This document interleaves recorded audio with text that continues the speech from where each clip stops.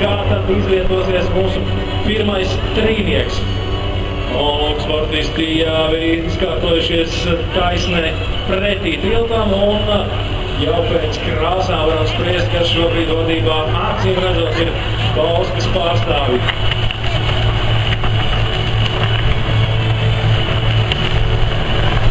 Un tā šobrīd braucienu vadībā